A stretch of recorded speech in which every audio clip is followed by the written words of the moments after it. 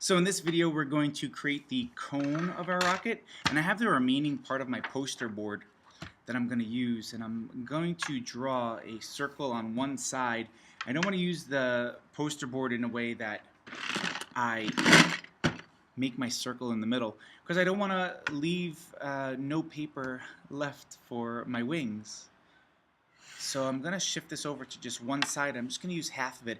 I'm just using anything that I have in our classroom that is circular and large enough to make a decent sized cone. The bottom, or the part that's touching the poster board now, is too big. I could always use this part, which is a little bit smaller. But I'm going to trace around a circle. And once I have my circle, I'm going to cut it out.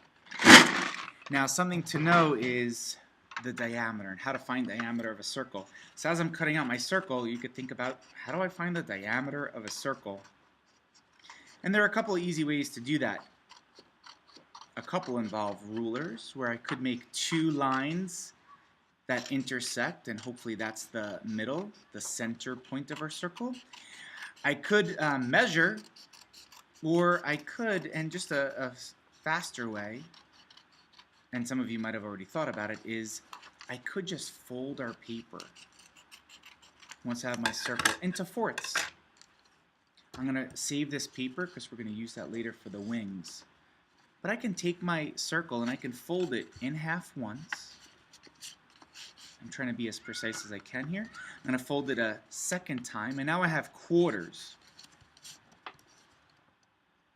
And I'm going to take this back to opened position, mark my center, and I really just needed to find one, the diameter, and I can find diameter crossing the center two parts, and it leaves me with a quarter. And what's nice is that I don't really need to do much because I folded it. I already have my quarters here.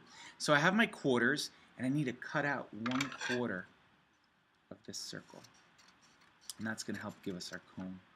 And I don't want to cut past the center, so that's why I've marked it off with a pencil very lightly.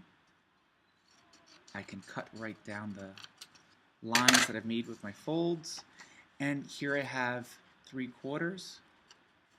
I gently fold them together, and then I have my cone. And it might not look perfect just yet, but with some tape, and I take some small pieces of tape just to help secure it, and I can start to tape up my cone and secure it a little bit better. Remember, with your paper rocket, we folded over the top part so that our cone was sealed and no air can get in. We want to do the same thing here, so I'm using a little bit more tape than you might have expected. I really want to make sure that it's secure. So I'm taping it down. Before I push down hard, I'm flattening it. I fold over again. And voila, I have a really nice cone that can go on top of our rocket. And there is our cone.